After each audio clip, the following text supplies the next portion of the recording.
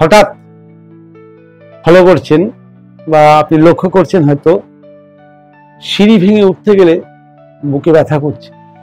আগে যত দৌড়াতে পারতেন এখন তো দৌড়াতে পারছেনই না, হাঁপিয়ে যাচ্ছেন, মাঝে মাঝে হঠাৎ হঠাৎ ঘেমে যাচ্ছেন, বুকের বাঁ দিকে চিনচিন করে যন্ত্রণা করছে, কখনো যন্ত্রণাটা বাঁ হাতের দিকে আসছে।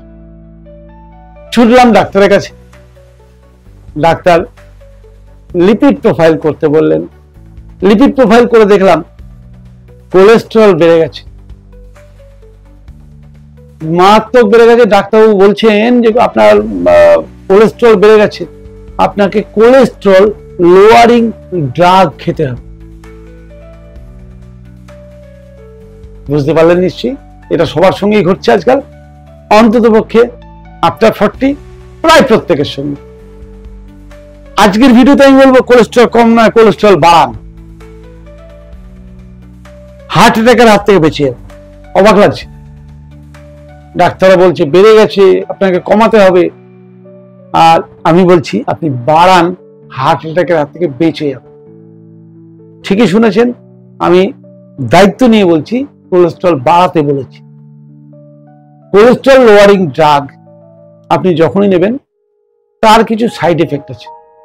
যেমন cholesterol lowering drug LDL VLDL অর্থাৎ লো ডেনসিটি লাইপোপ্রোটিন ও ভেরি লো ডেনসিটি লাইপোপ্রোটিন, এই দুটোকে বা টোটাল কোলেস্টেরলকে কমানোর সঙ্গে সঙ্গে এইচডিএল অর্থাৎ হাই ডেনসিটি লিপোপ্রোটিনকেও কিছু অংশে কমিয়ে দেয়।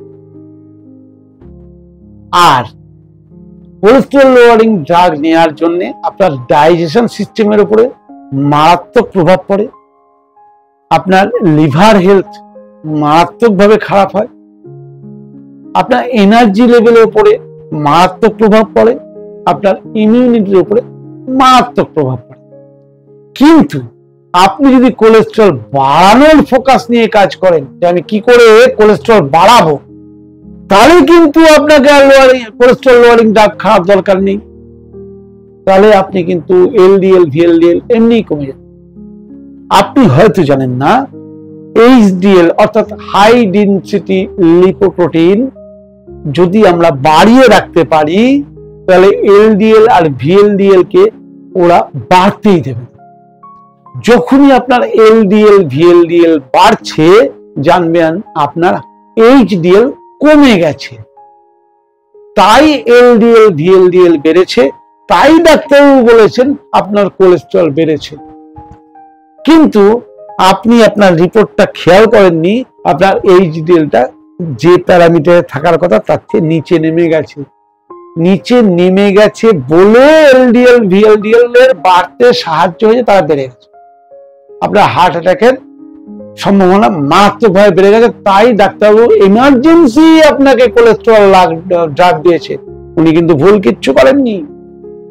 কিন্তু আপনি যদি এইচডিএল কি করে বাড়বে সেটা যদি চেষ্টা করেন, কারণ এইচডিএল বাড়ানোর জন্য তো ডাক্তারবাবু কোনো ওষুধ দেননি। আর আপনি নিজেও জানার চেষ্টা করুন, এইচডিএল বাড়লে তবেই এলডিএল ভিএলডিএল কমবে। তাহলে আপনি কেন এইচডিএল বাড়ানোর চেষ্টা করছেন না?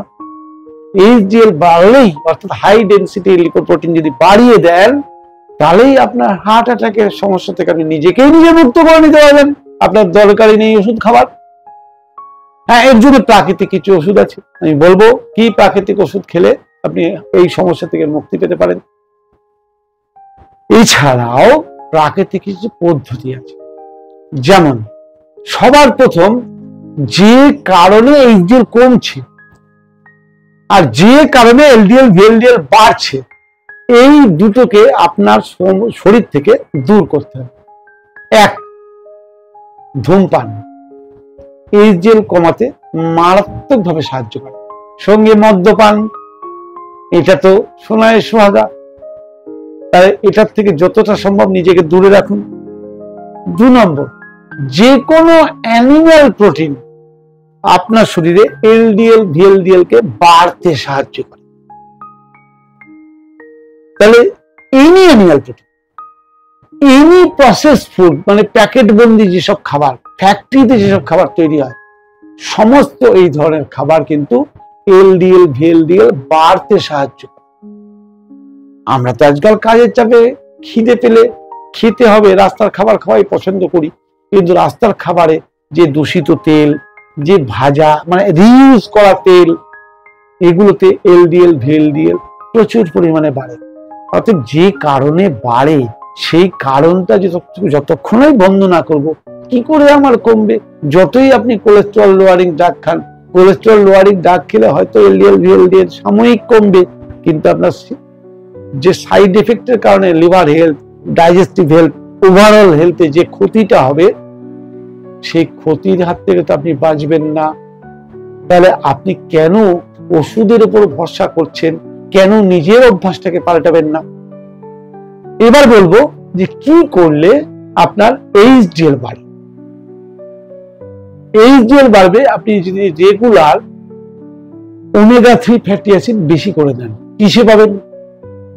ন্যাচারাল সোর্স আখরোট, chia seed, flakes seed, pumpkin seed, এই ধরনের ন্যাচারাল সোর্স থেকে ওমেগা 3 ফ্যাটি অ্যাসিড পাওয়া যায়।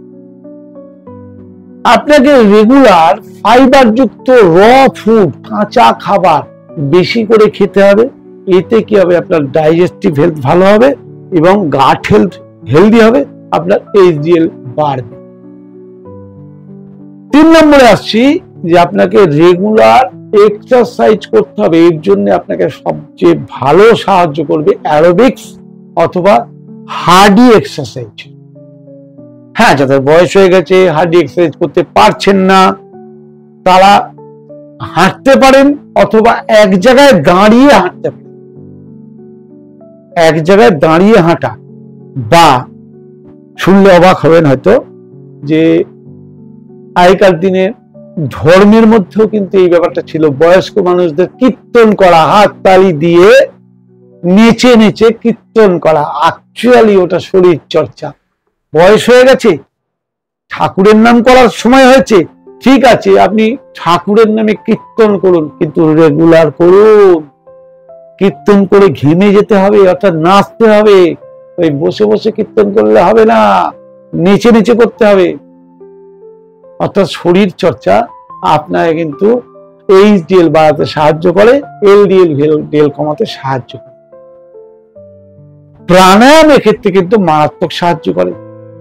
প্রাণায়াম করলে প্রচন্ড পরিমাণে লাভ, বিশেষত কপালভাতি প্রাণায়াম, অনুলোম বিলোম প্রাণায়াম, অন্যান্য প্রাণায়াম তো আছেই। এই দুটো প্রাণায়াম আপনাকে সাহায্য করবে। এবার আসছি খাবারের মধ্যে রসুন কাঁচা ফর্মে। রসুন তো আমরা রোজ খাই, রান্না করে, ওতে কোনো কাজ হয় না, উল্টে ক্ষতি হয়। কাঁচা রসুন কাঁচা স্যালাডের সঙ্গে কখনোই কাঁচা রসুন সরাসরি খেতে নেই, তাতে মুখে গায়ে দুর্গন্ধ তো হয়ই, কিন্তু রসুনের ভেতরে এক ধরনের কেমিক্যাল আছে, যে কেমিক্যাল আপনার মুখে ঘা হয়ে যেতে পারে। রসুনকে কাঁচা রসুন কুচি কুচি করে কেটে সেইটাকে স্যালাডের মধ্যে, স্প্রাউটের মধ্যে মিশিয়ে খেলে আপনি বুঝতেও পারবেন না এবং আপনার স্বাস্থ্যের পক্ষে প্রচন্ড স্বাস্থ্যকর। দিনে অন্তত 2 থেকে 3টে কাঁচা রসুনের দানা খান, কাঁচা আদা খান, কাঁচা হলুদ খান, যেগুলো আপনার ব্যাড কোলেস্টেরলটাকে কমাতে সাহায্য করে এবং তারাই গুড কোলেস্টেরলটাকে বাড়াতে সাহায্য করে। কোলেস্টেরল লোয়ারিং ড্রাগের মধ্যে স্টেটিন বলে একটা ওষুধের নাম জনপ্রিয়। সেই ওষুধের বদলে আপনাকে হলুদ, আদা, রসুন এগুলো কিন্তু সাহায্য করতে পারে। অতএব প্রাকৃতিক পদ্ধতিতে যদি আমরা এইচডিএল কে বাড়াতে পারি এবং এলডিএল ভিএলডিএল কে কমাতে পারি, তাহলে কি আমাদের ওষুধ খাওয়ার দরকার আছে? আর ওষুধ যদি না খাই, তাহলে ওষুধের পার্শ্ব প্রতিক্রিয়া নিয়েও চিন্তা নেই। ডাক্তারবাবুর কাছে গেলে ডাক্তারবাবু তো জানেন আপনি এগুলো করবেন না, তাই আপনি ডাক্তারবাবু আপনাকে ওষুধ দিয়েছিলেন, কারণ আপনাকে এই মুহূর্তে বাঁচাতে হবে, নাহলে হার্ট অ্যাটাক হয়ে যাবে। তাহলে কেন আপনি ওষুধ খেয়ে ওষুধের সাইড এফেক্ট গুলোকে নিজের শরীরে আসার রাস্তা করে দিচ্ছেন? পরে তার জন্য আপনাকে আবার 10টা ওষুধ খেতে হবে। অর্থাৎ প্রত্যেকের উচিত শরীরে কোলেস্টেরল কিভাবে বাড়বে, অর্থাৎ গুড কোলেস্টেরল কি করে বাড়বে, ব্যাড কোলেস্টেরল নয়, কথার মারতে আছে এটা। এইচডিএল অর্থাৎ হাই ডেনসিটি লিপোপ্রোটিন আপনার শরীরে কিভাবে বাড়বে তার অনেকগুলো পদ্ধতি বললাম, এবং এই প্রত্যেকটি যদি আমরা মেনে চলি আমাদের শরীরে কিন্তু এইচডিএল বাড়বে না। আপনার যে এইচডিএল বাড়বে, এলডিএল ভিএলডিএল কখনোই বাড়বে না। এবং আপনার যে সিঁড়ি ভাঙতে কষ্ট হচ্ছে, দৌড়াতে কষ্ট হচ্ছে, সেটাও দেখবেন খুব শিগগিরই আপনি তার থেকে মুক্তি পেয়ে গেছেন। যতদিন বাঁচবেন সুস্থভাবে বাঁচবেন, অর্থাৎ প্রকৃতির এই নিয়মগুলো মেনে যদি আমরা সুস্থ থাকতে পারি, আমাদের আপত্তিটা কিসে? নমস্কার, আজকে এই পর্যন্তই ছিল আমার বক্তব্য। কেমন লাগলো জানাতে ভুলবেন না। যারা নতুন দেখলেন অবশ্যই চ্যানেলটি সাবস্ক্রাইব করে নেবেন। আর যদি মনে হয় ভিডিওটা কাজের, আপনার আত্মীয় পরিজন সবাইকে অবশ্যই বলবেন যে ভিডিওটি দেখতে, তার জন্য শেয়ার করুন। আর ভালো লেগে থাকলে একটা লাইক দিয়ে দিন। নমস্কার।